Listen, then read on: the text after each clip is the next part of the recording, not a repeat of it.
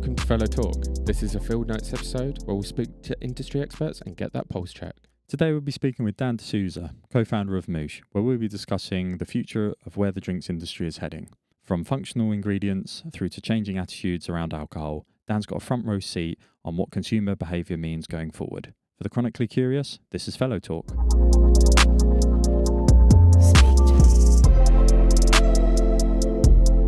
Dan, thanks for coming on today.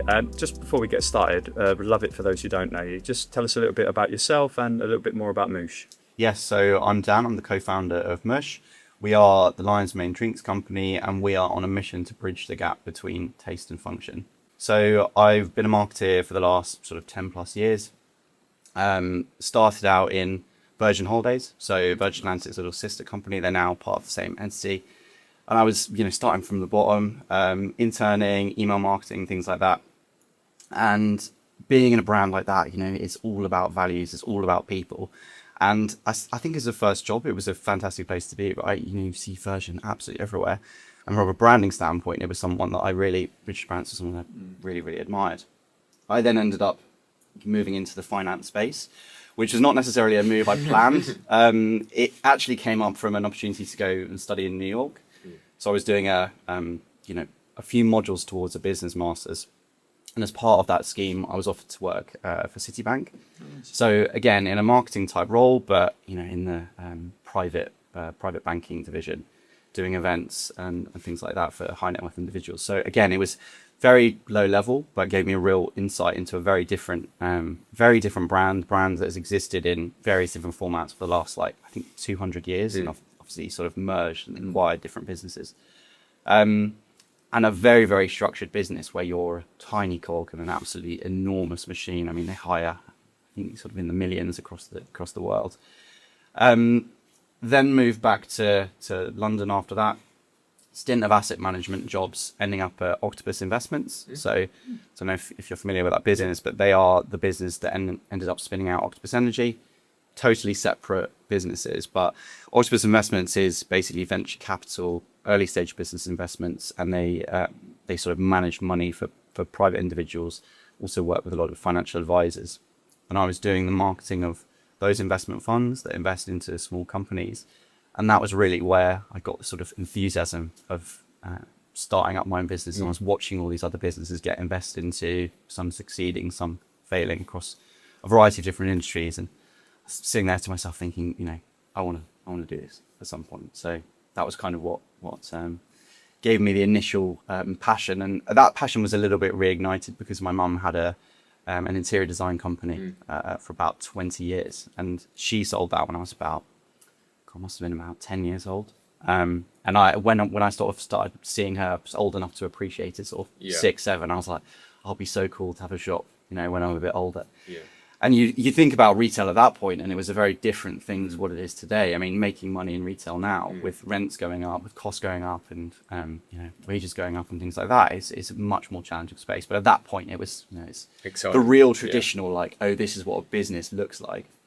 So that gave me a lot of the enthusiasm to do it. Reignited at Octopus, and then actually starting the business. So I'd been speaking to my business partner Matt, and he'd had a few different businesses across ski wear, across adults retro ski wear, and then across children's ski wear. So he's got a children's ski and adventure onesies business called Rawsome. And he'd been working with his co-founders for a few years, and they had different ideas about where they wanted to take the business. And he was saying to me, well, actually, I'd quite like to do something else as well. And so we were sitting down thinking, what would we like to do? And we'd been I think it was a trade show, a ski trade show, I can't remember, the Telegraph show, I think it was. And we saw the Jubel Land Rover. You guys have seen that. They've got a converted beer Land Rover. And we were like, you'd probably like to do something like that. And so we thought, okay, well, what could we make our Land Rover into? We basically decided we were going to make it into a traveling DJ booth. So converted the Land Rover, the roof comes off and you've got speakers on the outside, all branded up, DJ booth in the back with a DJ playing. And so that's how we started. And that was, so we bought the Land Rover January 2020. Great time to go into the event space. We're converting it sort of February, March. I'm like, we're ready to go. And it's April 2020. Yeah. Great. oh, this COVID thing's just arrived. Like, what's that going to mean? Is that going to mean we can launch in a couple months? Is it going to mean like, oh, actually events might come back at the end of the year? Fast forward to December 2020 and we're like, okay, this thing is still going on. Like, how long is this going to take? And so we then thought, okay, well, we're running out of money. We bought the Land Rover with a fair few loans and various things we were paying off at the time. Okay, we've got to start making money from this thing because otherwise the business is going to be bankrupt very, very soon. So we spent the remainder of the money in the business, bought a coffee machine, put it in the back of the Land Rover, took it to the park where my business partner was locked down, and basically started selling coffees out of the back of it and got our mums to make some cakes for it. Yeah. Sold the cakes as well. And straight away, because there was nothing in that park, everyone was locked down in that area. They were, oh, this is amazing what you guys are doing. But okay, we might have something here. And finally, the money starts going up rather than down. So we bought a horse box trailer, basically made that into sort of a weekend thing. So what I was doing is Monday to Thursday, I was working my normal job at Octopus. I then take my Fridays holiday because I'd got so much holiday I hadn't used. Yeah. Friday, Saturday, Sunday would be in this horse box selling coffees and cakes. We did that for about 8 weeks, just the two of us, 7 days a week. We had one day off for Matt's birthday. But the thing was, we were loving it because, you're at home and you're working behind a laptop like 5 days a week. And I was on my own during that period, so it's really hard. And then I was out at weekends, like serving people and chatting to people and trying to create this business from scratch after a year of, what we planned not working out. And that was just awesome to see. And then we started from there. We hired our first member of staff, tried that in another location as well. And then eventually that morphed into our coffee shop. So we got a permanent site in the same area, which was an old cricket pavilion. We renovated that in 2022.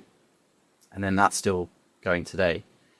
And then it would have been sort of late 23, early 24. We were thinking, okay, well, what do we do? Do we stay in this industry? Hospitality is an incredible industry, but we'd landed there out of sort of pivoting. Yeah. And so we were like, we're really proud of what we built, but we've had a lot of benefit from knowing that local community. Could we recreate a space like this? Probably, but it would need a lot of things to align: councils, sports clubs in this case.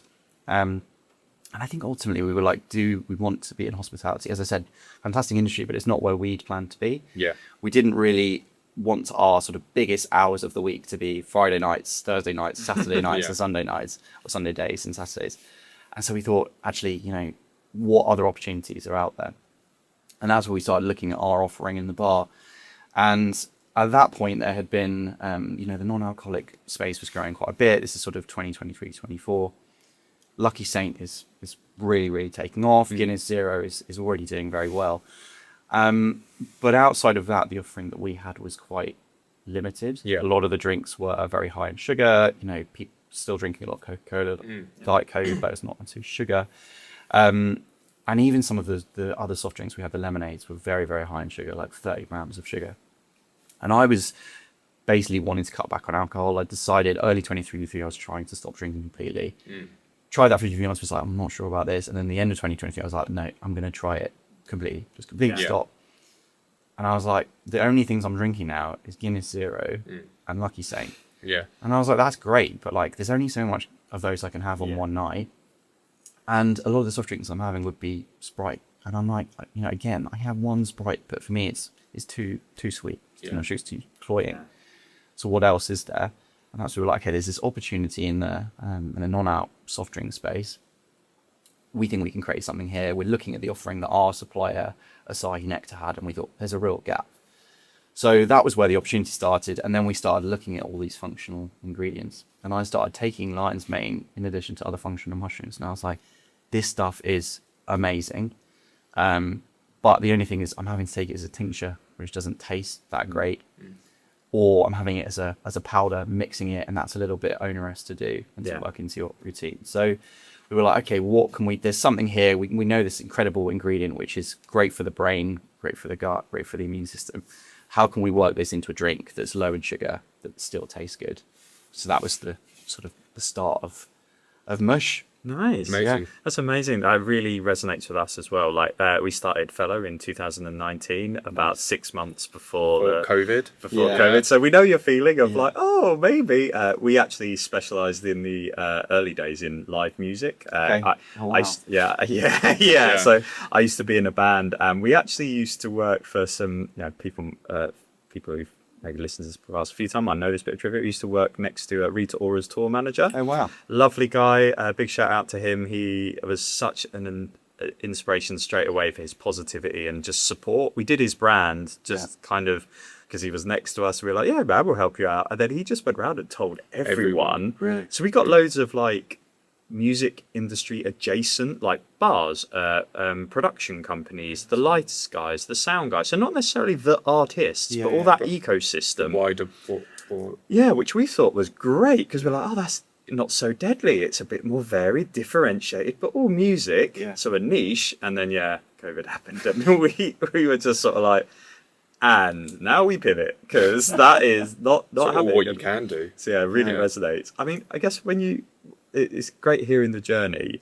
If you were to describe MUUSH to someone like who's never had it before, like what is it you'd want them to take away? Like, how do you describe what you do differently? It's a good question. What do we want people to take away? Because I think when you have these conversations, like you're lucky if someone's going to take away one thing from it. For me, that's what we talk about us being the Lion's Mane drinks company. Mm-hmm. We love Lion's Mane as an ingredient. For many, many reasons. One, because for us, it's a flavor that we can mix easily with other things, and ultimately drinks have to taste amazing. Otherwise, that we were talking, had a panel discussion last night, and that was one of the topics that came up. People were saying, well, how important is flavor? And we were like, flavor is assumed to be good. If a drink doesn't taste good, people aren't going to buy it again. But going back to the point, with the Lion's Mane Drinks Company, we keep things simple because if it's not simple, people are not going to remember it. And so that's the message that I want to sort of get across. We use Lion's Mane from Bristol Fungarium. They're an absolutely fantastic supplier. And Lion's Mane, I said before in terms of the benefits, but again, if I want to simplify that, I think the main benefit to take away is the benefits for the brain. So it's really good at rebuilding neural pathways. So it does stimulate things like better focus, concentration. We can get into the different sort of functional ingredients that are out there, but for us, Lion's Mane is a real focus. Yeah, because you're a big fan of it, actually, aren't you? Yeah, I take it all the time. To be honest, it's become my daily thing. Yeah, I do it in tablet form, but I get what you're saying. Previously, with like the powder, it is a bit laborious as well, and I find it works with if it is in powder form, you're mixing it in with other things. It depends on what you're mixing it with, how noticeable, shall we say, it becomes. How have you found it? It really works for me. Yeah, it really works for me. I take it with, I do like vitamin D, 3 and K2 as well. I do ashwagandha as well, because nature of running a business, you will get anxiety at some point in time. So I think for me, like, I've just built it into my routine of just taking tablets in the morning because that's the most efficient way for me to do it. Yeah, and to be honest, I take the tinctures still every day. Right? Yeah. So for me, I'm more than happy to supplement, and you take a lot of supplements already. So it's something that you'll be fine with. But there are people out there, particularly. So my mum is a prime example of this, right? She takes medication for various other things. She's now. I won't discuss her age, but she's a young 21. Exactly. But her and people in her generation, they're getting given medication for all sorts of different things. Yeah, it's just like, I don't want another pill. And if I can drink a drink that has benefits for me, but also doesn't have a lot of the negatives, and we don't want to demonize sugar. Like reasonable amounts of sugar that the body can break down is fine, but if I can have a drink that's going to have some of those benefits for me with ingredients like Lion's Mane, with ingredients like vitamin A and D, is a no-brainer for me to swap, that out for something more sugary that I would have had. And I'm not having to change anything necessarily, and I still get good flavors. Whereas for us who love the vitamins, we do both, right? Yeah, exactly. Yeah, very much so. I think this also, like, it really resonated with me what you were saying around like your options. So I used to ride a motorbike, and that used to be my main form of transport around university. So actually, for most of my drinking years, I didn't drink, and it was.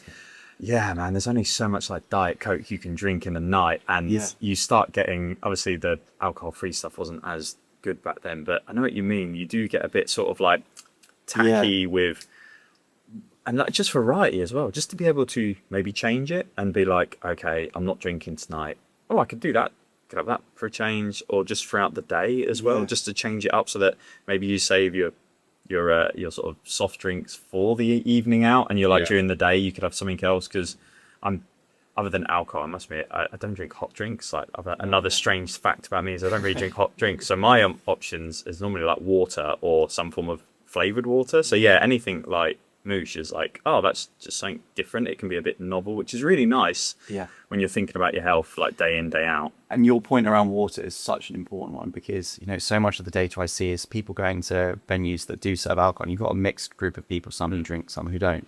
Okay, fine. The people who drink the alcohol are well catered to. But if the people who don't drink have only got water as an option, you know, they might as well. Okay, the environment could be fun, but they're probably not going to go back to that place. And they might take the rest of that group to another venue that does better cater to them, whether that's non-alcoholic cocktails, whether that's, you know, functional soft drinks or whatever. But it just, you know, you want to appeal to the whole group and not just the people who drink alcohol. And, you know, particularly in London now, the options are getting much better. But if you look outside of London, there's still a fair bit of work to do. Yeah.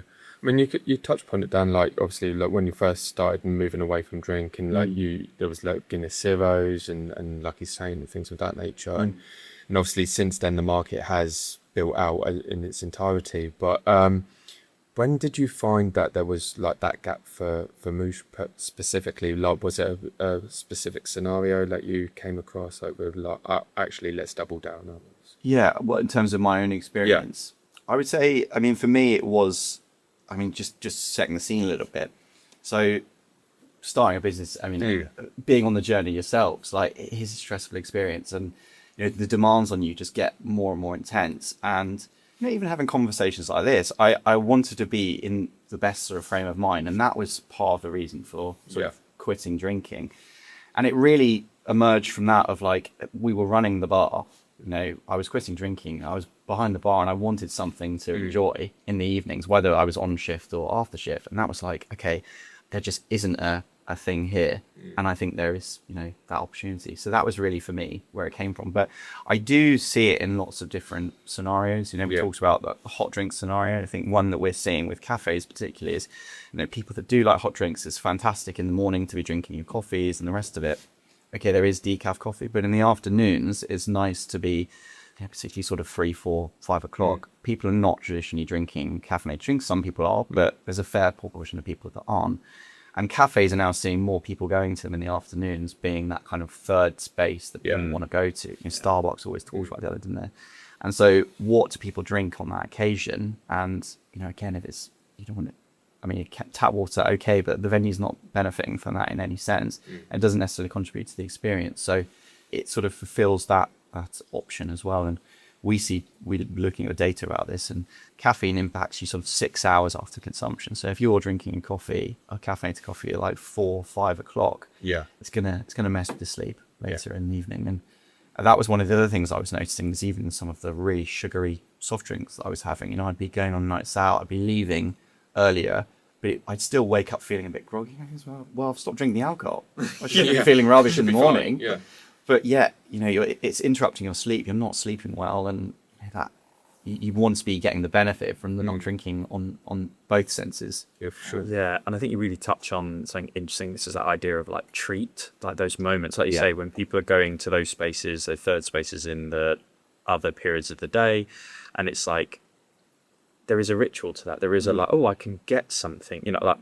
So as someone that doesn't drink hot drinks, like if I go to say like a coffee shop and it's this cake, I end up just being like, oh, maybe I'll get, and then you're like, oh, my waistline is not going to like, but every time I go out, I want a cake or something. And then you're like, soft drink? And you're like, once again, waistline's probably not going to really enjoy that. So yeah, I think it's becoming clearer now that people are just wanting to vary their experiences. Like those little moments really are mattering. I think that's what we found a lot with consumer experience and the brand stuff that we've been discussing, is actually people are getting kind of almost like sort of sliced up their day even more into those sort of moments that actually you can start to connect with people. It's less kind of like the same milestones for everyone. And actually there's quite a lot of these like little fringe moments that you can really start to engage in and actually mean something. I guess along that kind of lines of thinking, what sort of recently has caught your attention, like in the space that you think is maybe a sign of, you're curious about it, it's exciting you, or perhaps on the other side, is there anything like keeping you up at night? Is there anything that you're sort of seeing lately as a sign that is kind of good or bad for how you're feeling about the industry? I think what is exciting me about it is the wide variety of different functional ingredients, but also these different need states people are talking to. I think magnesium is one that's really good. I think sleep, going back to that point before, is such a thing that we really are trying to work on. I know a lot of the podcasts are talking about the value of sleep, and it should be so obvious, shouldn't it? I mean, we spend a third of our lives sleeping almost. But we're not sort of maximizing those moments. We're not giving enough. We need to be engaged in things all the time. So I think things like that, things like matcha, you've seen the growth of Perfect Head has been enormous. I think also the fact that, going back to the Lion's Mane point, I'm seeing lots of brands moving into that space. Trip have moved into that space recently. So I think for me, it gives credence to the fact that is a really exciting ingredient. What concerns me, I think, I would say, when I look at the hospitality industry, I'm concerned about, you see 2 pubs are closing every day. I'm looking at the sort of addiction to mobile phones. I'm thinking to myself, people need somewhere to go. And people, you start to lose those places. You start to lose those communities. You start to lose those experiences. And ultimately, when you're having these treats, okay, having a treat on my own is nice. I get my coffee as a morning ritual. But a lot of the most memorable rituals will be with other people. And I think it's key that we keep those spaces. And we talk about a lot of the trends I'm seeing around making those experiences. You see a lot of pool house launch recently. So that pool venue, people playing pool. You've got mini golf venues, darts venues, all those sort of things. I think those kind of experiential things are on the up, which is great. But I do want to preserve some of those that pub scene, because I think we'd be losing a lot if that was to go. Now, that's not necessarily to say that I think they need to think differently in terms of the non-alcoholic offering, and we are seeing more growth there. I think for us, pubs is maybe not the primary that we started with, but we are starting to see movement in that direction. But yeah, I think the general business performance in the UK, a lot of the sort of tax pressures across the board, but also looking at the regulation that comes, particularly addressing drinks, so some of the sugar taxes and stuff like that. Again, I'm not close to, lots of this stuff is in consultation, so lots of it hasn't been finalised yet. But I guess I hope that those decisions that we end up getting to are sensible, and that they, that we are allowed to talk about the benefits of those ingredients in a sensible way as well. We are very cautious about what we go out and promote and what we put on the products for that exact reason. You don't want to be going out and making crazy claims that you can't back up. So I want an honest, I want a well-researched approach to that, and a sort of sensible thought in regards to soft drinks as well. I think one thing that I find interesting is, like, you look at the sugar amounts that we can have on drinks. There's a sort of big attack on sugar, which I think is reasonable, but then sometimes the artificial sweeteners sort of fly under the radar. You look at the nutrition labels, an artificial sweetener on there could make the nutrition label look absolutely fantastic, but there is research to show that those still have an impact on the body. The body thinks it's going to get sugar, so it makes you even more hungry, so you might eat even more on that. So I don't think artificial sweeteners are necessarily a total win. That being said, I also don't want to demonize them, and I think sugar, the body is used to breaking down, but it has to be consumed in sensible amounts. And I think artificial sweeteners, there's all sorts of research out there, but again, I would say sensible amounts. I don't think someone could suddenly be drinking 10 Diet Cokes in a day and be like, oh well, this is totally fine because the nutritional label says there's nothing in this, so I'm okay. I think that's I worry. I think most people probably know that's not okay, but I worry that there are people that follow that trend. Yeah, we were at the talk yesterday, and someone was saying to me, "Well, why would I drink, MUUSH or one of the other functional drinks, Belly Dance, that was there? Because I drink Diet Coke and San Pellegrino, and those are healthy." Yeah. We were like, "Well, what do you mean by healthy?" that context. Like, okay, Diet Coke doesn't have the sugar. I mean, San Pellegrino has quite a lot of sugar. I'm not sure the exact amount, but a fair amount, probably, you know, around your daily allowance. And Diet Coke, okay, has the artificial additives. So yeah, again, it's a nuanced view. But I just, you know, I think people are becoming more savvy to what ingredients are in their products. They really want to know that the stuff that's going in are things that they recognize. And I think like I said, sugar's sensible, and artificial alternatives, you know, again, in sensible amounts is probably okay. Yeah. But, yeah, I think like one of the benefits of companies like MUUSH even being around is just the discussion, the fact that, like you say, there is an education point, and I think as a society as a whole, we've all been going through that. People are becoming, you know, speaking for here in the UK, obviously the labels with the nutritional information, I mean, for me, game changer. Like when I actually started engaging with my food and ingredients, and I could just quickly, and that's where, like I say, I think it's really helpful for brands like yourself to be present on the scene as options, because it just means people actually have more discussions around what, like you say, that word healthy. Like, what does that mean? And actually, let's have a conversation, because it's not, as you say, it's not to demonize anyone, but just give people information, allow them to make choices, and then also give them alternatives. So they're not in a system where they want to make a choice, but they actually can't. Touching on that, from where you sit now, how we've kind of spoke about it a little bit, but how do you feel like what the consumer is looking for when it comes down to sort of drinks has changed in the last sort of 5 or 10 years, like from where it was, say, 5 or 10 years ago? How is it kind of different? Yeah, I mean, if I start with what is the same, I think the flavor is always, and taste is always important. You know, all the research we look at, that always comes up top. I think what they're looking for that's different, you know, low sugar now is almost an expectation, whether that be artificial alternatives. I think I've sort of seen the dial shift one way and then almost shift back a little bit.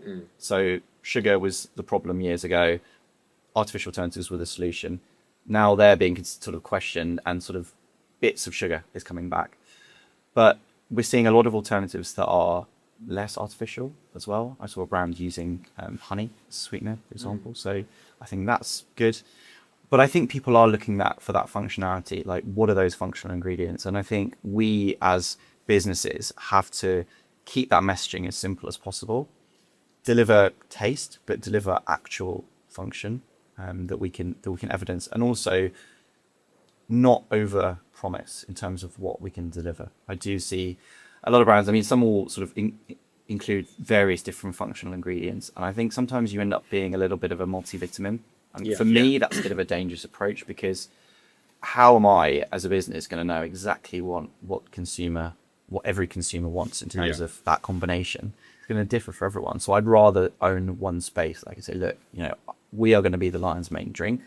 If you want lion's mane and you want drinks that taste, in our opinion, good, come to us. And if you want ashwagandha, then, you know, there's lots of other brands out there that do that. And I think for us, that feels like a stronger position. Yeah, I think like it's interesting you say about the sugar, the swinging back and forth, because it reminds me of like when fat was the enemy for a while, and then like now full fat's kind of sort of back, but like healthy full fat. It depends on the fats as well, doesn't it? Like there's a big kind of push for like, what's it now, avoid seed oils, and then just do coconut oil or avocado, and then you really look at the prices and you'd be like, maybe in moderation, shall we say, because of like 20 odd quid a bottle or whatever it may be. But I think Anthony's saying it's like there's always going to be kind of certain trends or certain things that people kind of either jump onto and really kind of immerse themselves in, and especially it's predominantly the people that are kind of keen on like what their lifestyle is, their health, their wellness. It's kind of like a multitude of different areas, and how products fit into their day to day, like you were saying before. Yeah, and I guess obviously like functional drinks are sort of booming at the moment. What do you think's like really sort of driving that?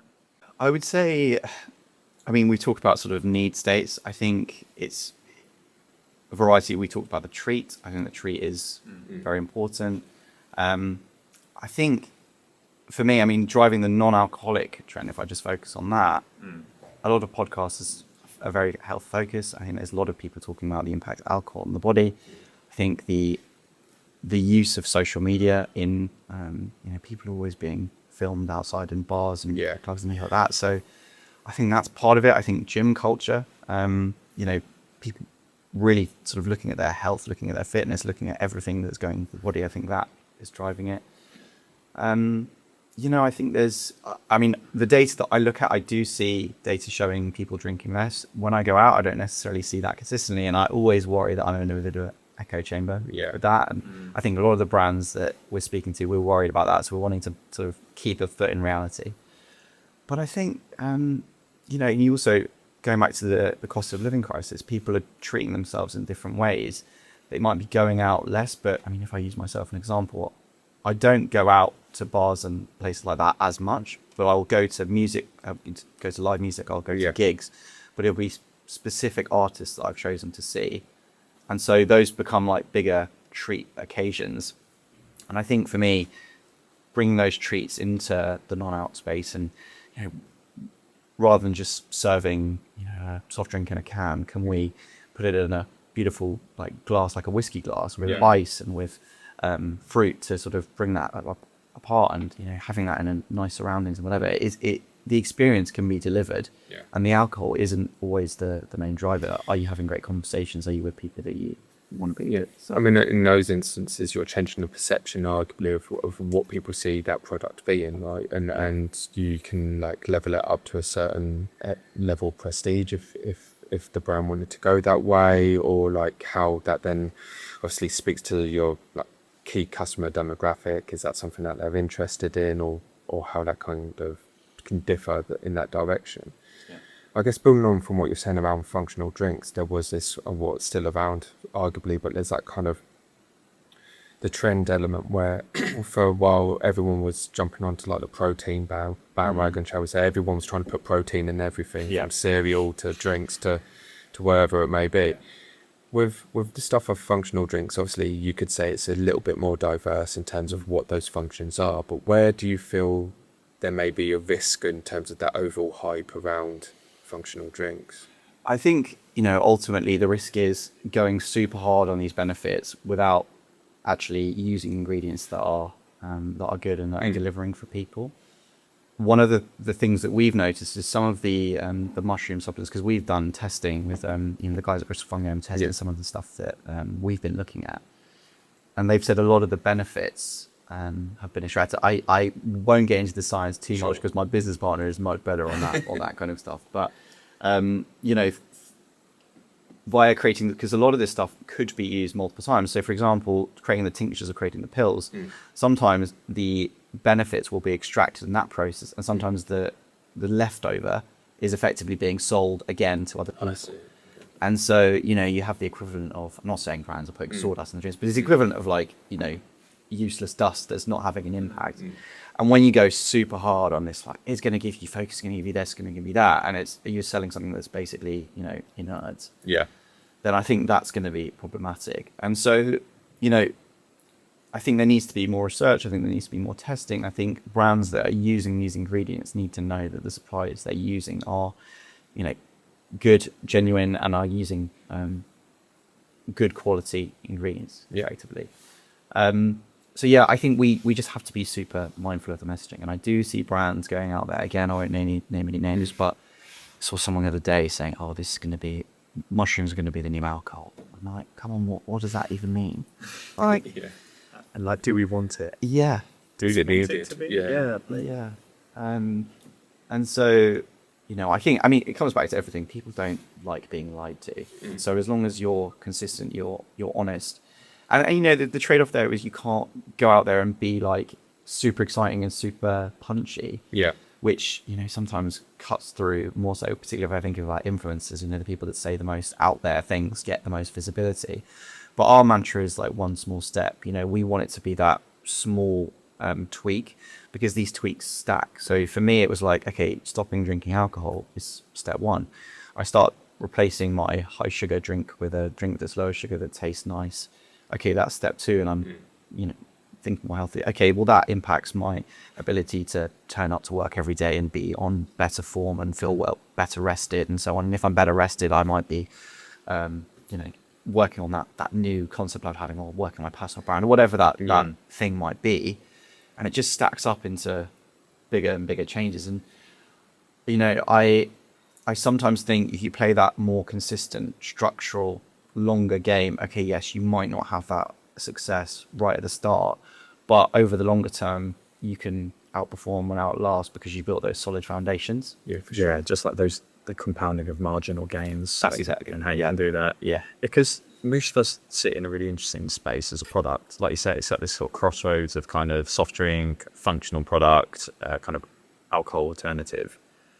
What is it that you feel the customers are sort of genuinely sort of choosing MUUSH over? Like, what's the thing they're replacing with MUUSH? Yeah, I mean, speaking for myself, I have found that it's part of a mix of options I have. I wouldn't necessarily say that I'm like replacing one thing with another thing, but the non-alcoholic beers for me is like where MUUSH could sit alongside as an alternative. I think it could be that alternative to coffee in the afternoon, where you're not having that either that hot drink or you're not wanting that caffeine. Yeah. I think it could also be an alternative to Coca-Cola, in those occasions where, you don't want something a bit low in sugar, or you don't want that caffeine. But ultimately, I guess the question is, if I'm a consumer, where am I seeing MUUSH? I could be, our sort of most developed verticals at the moment are independent retail. So alongside a variety of different soft drinks, independent cafes, and we really speak to that afternoon occasion because we know, when we've run a coffee shop before, we know that the coffee is the fundamental part of that offering, but actually soft drinks can be a really nice complement. And as you said, not everyone drinks hot drinks or even coffee. So if those people don't drink coffee, if they're going with a friend or partner to a coffee shop, what are they going to have? And they might just not be catered to at all, or it might be a sweet treat or something, but you might want to complement that with a drink, or you might want something to go away with. So, I think it's, there's such a variety of things that people could be choosing on those occasions. And I think by making the flavors taste good and having that sugar low, one of the things I've noticed is I could drink, 3 or 4 MUUSHs where I probably would only have one Sprite, for example, just because, the fact it's lower sugar, the fact it's not giving that cloying effect. So yeah, in answer to your question, lots of different occasions. Lots of areas, lots of things. Yeah, because I think that's what I find interesting now is like you say, occasions and alternatives and options seem to be just so important for brands when it comes to like looking at where they sit on the shelf or who they sit alongside. Is there any kind of particular strengths or kind of good synergies that you see? Like you've kind of touched on it with like the coffee shop, but in terms of like, I go more of like a retail environment, where do you sort of see yourselves? Who do you sit alongside? I guess is a question I'm kind of looking for. Or who would you like to, if it's kind of future gaze? For us, I think when I look at the biggest names in the industry, in our functional space, Trip would be the poster child in terms of people in the last 6 to 7 years who have really done well. I think in the flavored water space, Dash have been incredible. Yeah. In their case, again, for Dash, it was real simplicity. I saw the co-founder of Dash speak the other day, and he was talking about the 3 things: bubbles, wonky fruits, and what's the last one? And water, carbonated water, effectively. And so, it's a super, super simple messaging. And Trip now sort of focus on the calm state. They've really identified that need they want to look at. And there's a combination of lion's mane and magnesium now. They've sort of moved away from CBD. But, I mean, they're absolutely everywhere. Trip. Everywhere I go now, I see Trip cans out in bars and restaurants and things like that. And I just, that for me, in terms of the penetration that they've achieved is amazing. But in terms of functional, they were really the first in the sort of new wave of functional. I mean, you look at the older wave of functional, you've got the Red Bulls that have, in terms of marketing, I mean, absolutely killed it and, written the book pretty much on sponsorships and any teams. Funnily enough, on the panel last night was Ian Rabish, who's the ex-commercial marketing director of Red Bull, and it's fascinating hearing that story over the last sort of 34 years of that business. But from a marketing standpoint, that's where we'd love to sit. I think, in terms of actual ingredients, we do differ a little bit, but, trying to tell those stories in a way. And for us, it's not going to be high octane sports and that sort of slight, the real speed and craziness of Red Bull, maybe. But it's trying to tell those stories. And one of the things we do, we've got a series called the One Small Step series, and it's following ordinary people who are on the way to achieving extraordinary things and the small steps that got them there. And for us, it is a slightly more, we talk about humility with these things. No, MUUSH is not going to change your life, but hopefully it can be a small step in a wider picture. So I think just, again, goes back to the whole point of trying not to overpromise and underdeliver. I guess touching upon that as well, it's like with Lion's Mane, some people understand it, some people don't, or there's kind of information out there that may take them in the wrong direction around like what it is as an ingredient that it can actually achieve for you. Yeah. What would you say are maybe some of the most misconceptions around the ingredients, or which do you feel that actually no, it's through our research or through what we've read, this is actually true? Yeah, I mean, again, I probably want to be a bit careful about what I say because there's been a lot of research done on it. Where the industry hasn't caught up is the actual claims that you can make on the products.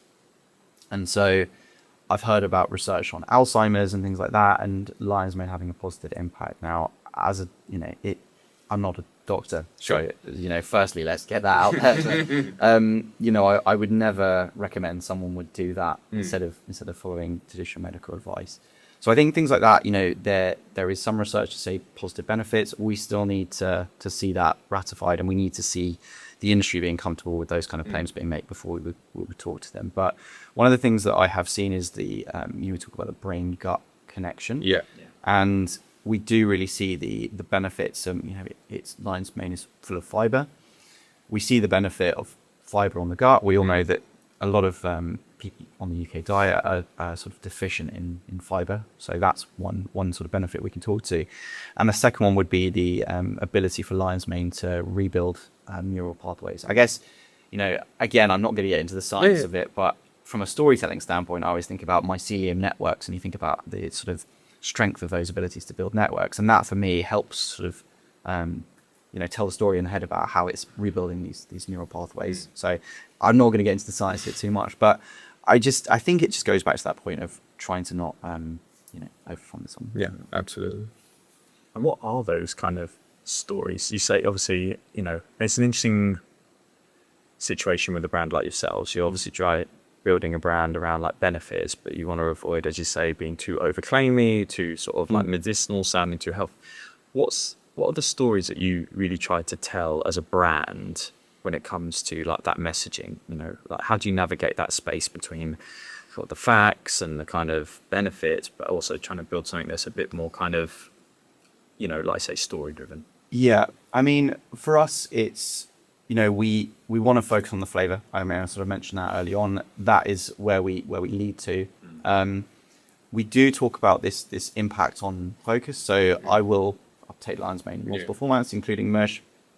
I will speak to the fact that I can focus for more. I can concentrate more. Having taken that, we wouldn't necessarily put that on the product. I think we talk to the fact of like Lion's Mane being in it and Lion's Mane having these benefits for rebuilding neural pathways. So that's sort of as far as we would go with that at this point. And I think as the research catches up, we'll do more. I think one of the others with the benefits that we have of being a few years down the line in terms of Lion's Mane being in the industry. So you've got brands like Dirty, Space Goods is another one, who have done a fantastic job at educating. And, we can sort of stand on the shoulders of some of those brands who have really done a good job of informing the consumer. In their land. And one of the things that I've noticed now, and it does vary by location, but, particularly in London, when I talk about Lion's Mane, I'd say of my generation and even generations of either side, 70-80% of people probably have heard of Lion's Mane.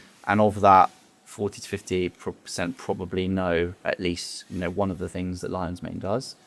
You go out of London, it's less, but I think the knowledge around it is better, and we do want to do more to drive that education piece. But equally, not being scientists, we've got to be careful with what we go out and go out and say.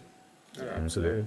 And I guess on the other side of that, rather than the concerns around being too science, like how do you avoid the brand being gimmicky? Or like what's your North Star to make sure that it doesn't just sort of fall into the novelty kind of functional gimmicky category? Yeah, I think, what's the North Star? I think for me, I focus on 3 values when we're building the business. So I think we should be bold. You should go out there and challenge things. I think you can't be a startup business without being bold and be able to survive, because you just ultimately do have to pivot. And as you guys have had to do, building during COVID, you do just have to pivot aggressively.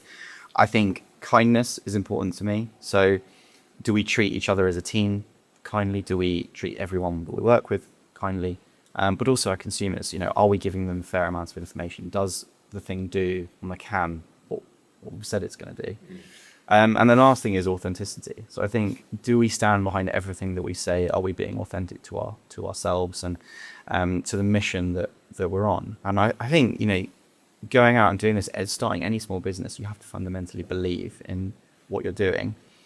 And my concern of seeing some of the brands out there who do stray into the more dangerous messaging, and I'll be honest, like a lot of the big brands are much more sensible about what they say. It typically is sort of the early stage, some of the early stage brands that are a little bit more risque, is that it does just make it harder for everyone else, because the more that you get people out there going, saying and doing dodgy things, the more that everyone gets punished as a consequence of that. And I think it's important that those things are called out, but I also do want us to be able to communicate these benefits in an honest but true way that does that does inspire confidence in them, because they are fantastic ingredients, and I would like to see them being more readily available in ways that give lots of options for different types of consumption, I guess. Yeah, because it's obviously taste is a big part, and you've touched on that quite a lot.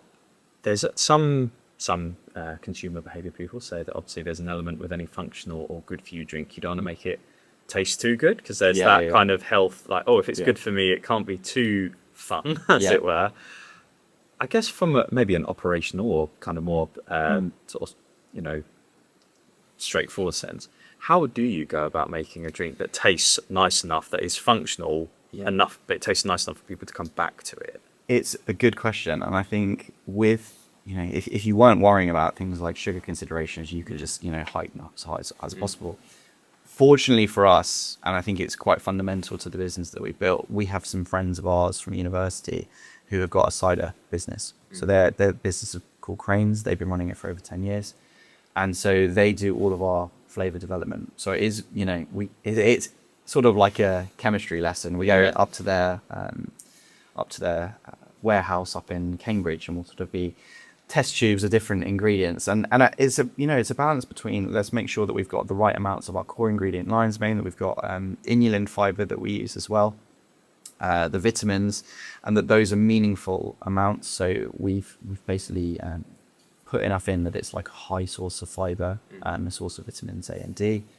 And it is really just a sort of tweaking process. And ultimately, taste is so subjective as well. So what we wanted to do is feel like it was tasting good, healthy, without feeling too sweet. But that for us, there has to be sweetness, from a bit of sweetness from somewhere. If you look at something like Dash, I really like Dash. There is no sugar in Dash whatsoever. But you lose a bit of that sweetness, so that appeals to me on some occasions. Some occasions I want something that's a little bit sweeter. So it's just filling out that spectrum of different options that you've got as a consumer. But yeah, I agree with you. I think if it's too sweet, I saw a Dragon's Den episode recently where I think they were trying a protein bar, and they were like, "This tastes too good to be healthy." Yeah, I mean, because on that note, do you think that when it comes to taste, in your experience, do you find that consumers are maybe a bit more forgiving on taste? We talk about, there's obviously the bar, to even come to the table, it's got to taste good. People won't be there if it tastes like rubbish. But I guess, as you say, it's all subjective. Do you find that when it comes to healthy sort of options, people's baselines maybe a bit lower? Are they more forgiving, or actually you think it's the opposite, and they're actually even worse because they're like, it must taste good, but like you say, not too sweet that they can't believe it? Do you know what I found is that it's going to be a shift, right? I mean, I use the example of I used to drink 2 sugars in my coffee every day. And when I first decided, actually, do you know what? Like, this is quite a lot of sugar. I'm going to start having my coffee without sugar. The first time you do it, you're like, oh, this is weird. Like, I'm not used to this. Like, I don't know if I can drink this anymore. And then the next time it sort of gets a bit better, and then suddenly you slowly adjust over time. I guess it's like putting salt in dinner or whatever. You slowly sort of reduce that amount, and you know, you get to a point where, and everyone obviously is going to reach a different extent of that. Some people might still put a little bit of sugar in, but you do adjust to that new normal, and then your concept of taste is different. So I think there's that extent of it. To some extent, there is always a balancing act between taste and health. So I think that is a trade-off that people are willing to make. And if it's healthier, or if you're not having any sugar, then you can have more of it. So there's that sort of dynamic you're playing with as well. But I do think people are still pretty savvy on taste. And ultimately, if you're someone that wants something sweet, and we're producing that sweetness, is not going to appeal to everyone. We do get people who would say, oh, do you know, this is not sweet enough for me. And it's fine. There are other products out there that do offer that. And, you know, there always should be that choice. From dealing with like MUUSH and like putting it in front of people, putting it in front of customers, has there been any kind of interactions with customers that have like surprised you, or you've surprised them from like what actually is in the product? What's in the product? Yeah. In terms of like lifespan, taste. Yeah, taste, or like we were talking about like sweetness there. As like, I think for myself, like I'm quite surprised by like cactus water, for instance, right? It smells a lot sweeter than what it actually is. So I think in that regard, that as a product line, they're going up against like coconut waters and things of that nature. So for MUUSH, like, do you feel that like I guess bring it back to a different way of phrasing the question, but like from the conversations that you're having with customers, have there been anything surprising you from their feedback as an overall? Yeah, I mean, I think the overall feedback we've had on the taste has been really positive. I think when ginger is something that's quite an interesting ingredient. So one of our flavors is blood orange and ginger. Again, because, you know, you've got that sort of slightly spicy, zingy flavor, that can go both ways. And so some people really love that. We actually upped the zing because some people said they wanted more, the more traditional health drink version. I'm not actually that much a fan of blood orange, as I don't really like orange in general.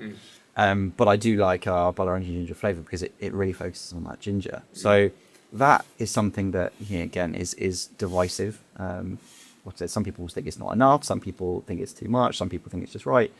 And that's why we complement that with like a raspberry and lychee flavor, which is more, the summery drink. That's my favorite one. And then we've got our Sicilian lemon, which is, for me, a really good, that was sort of an interesting innovation because we were seeing in the bar that lots of people were coming in and saying, okay, I want a soft drink. What do you have?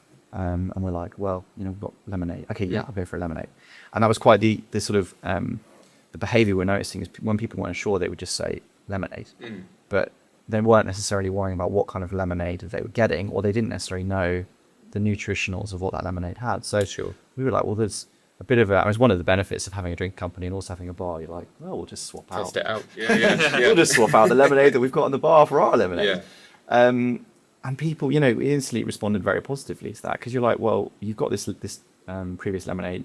You got that much less sugar in that one from the one we're giving you now, and let us know what you think. And the feedback has been really positive. So Dan, we're in the crowded space of functional drinks. There's a lot around there at the moment. What do you feel is kind of being put in place to make it stop being a trend? Like we spoke before, where there's a lot of like protein being added to other products and stuff, and functional drinks is at the forefront of people's minds, I think, at the moment. There's a lot of new brands kind of cropping up here and there. What is it that you feel is making it feel like it's going to be around here for a fair amount of time?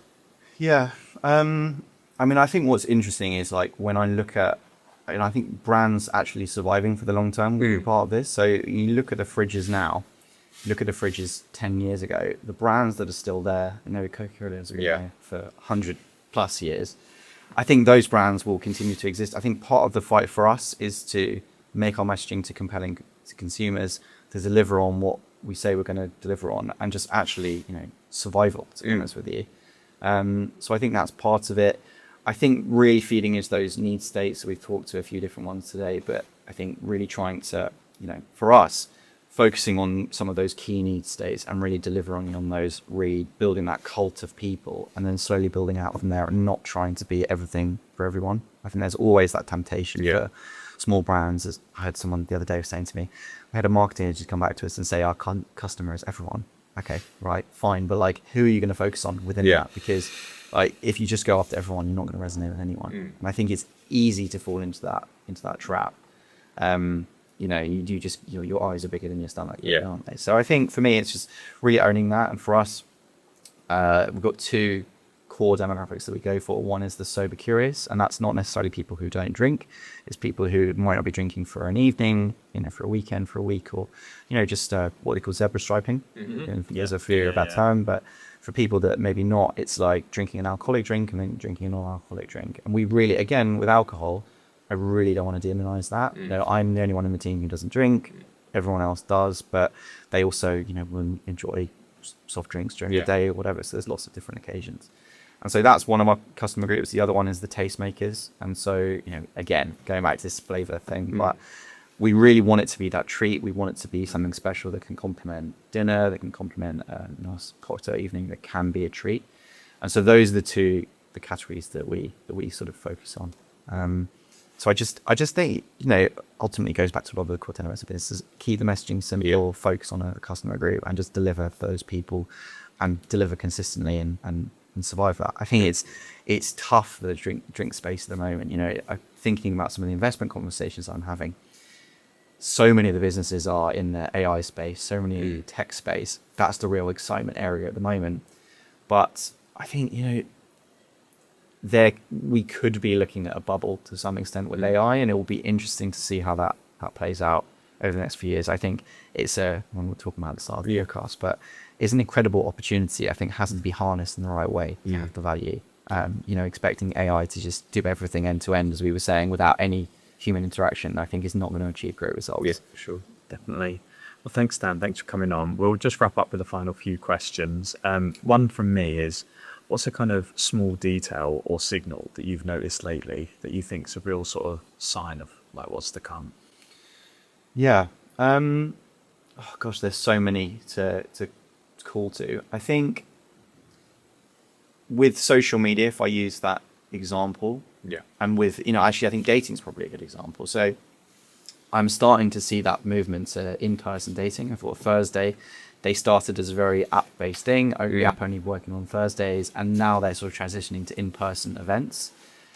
And, for me, Instagram has sort of been in its peak. TikTok is now peaking, but I think people are craving those in-person events.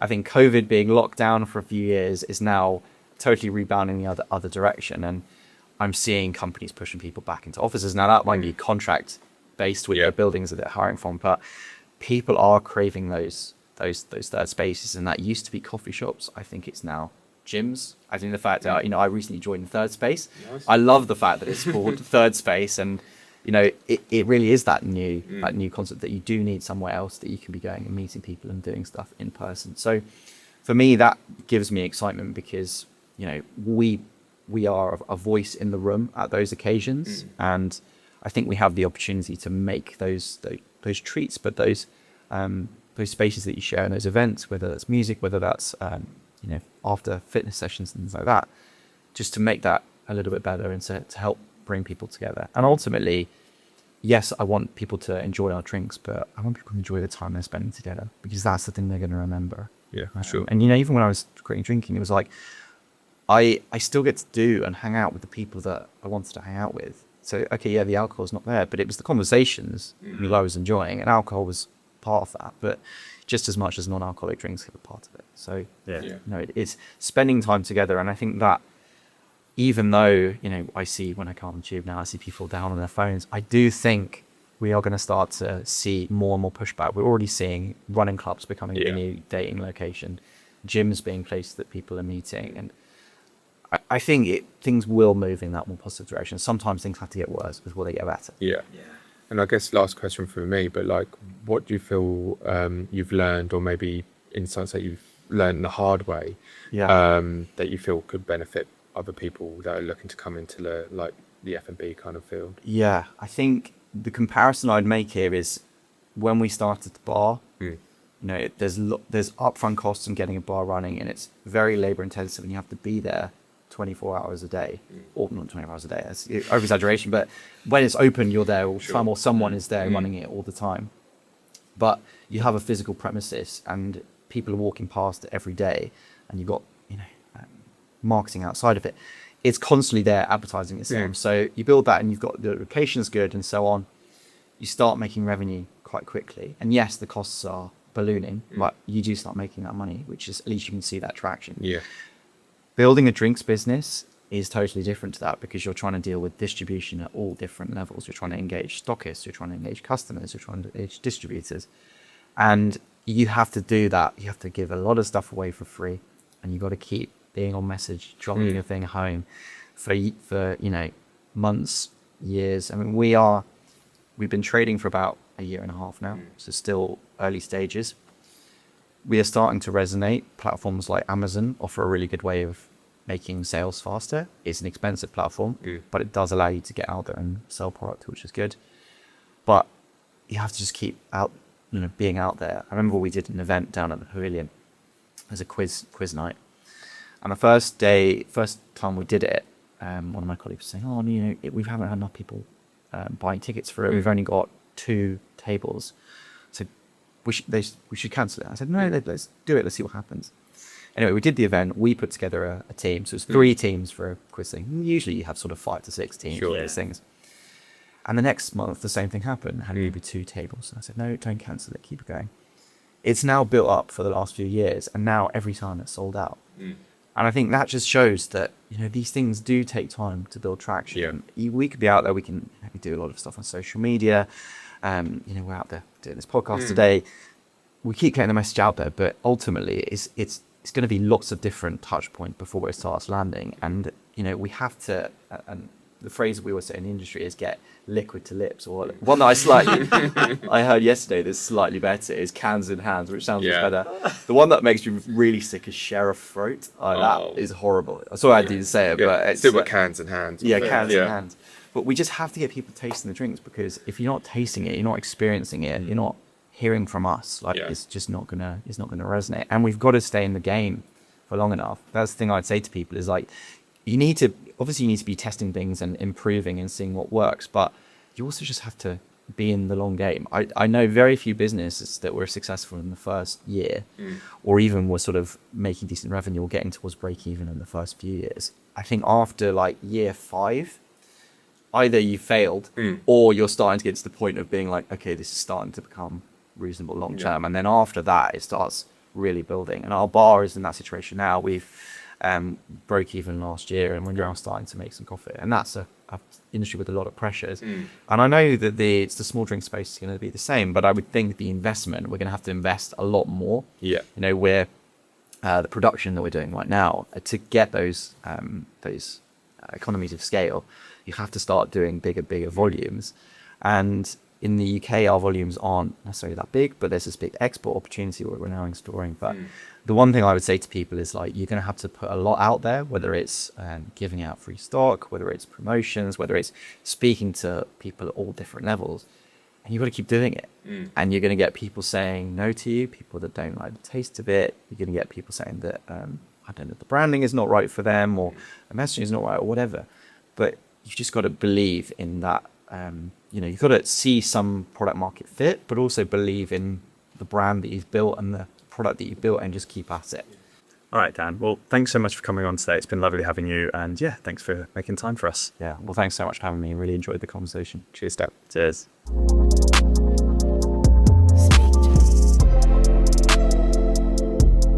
That was a Field Notes episode with Dan D'Souza from MUUSH, where we explored shifts across drink, wellness and consumer behaviour. For more of our conversations and reports, head over to fellowstudio.com. Thanks for listening, and we'll see you next time on Fellow Talk.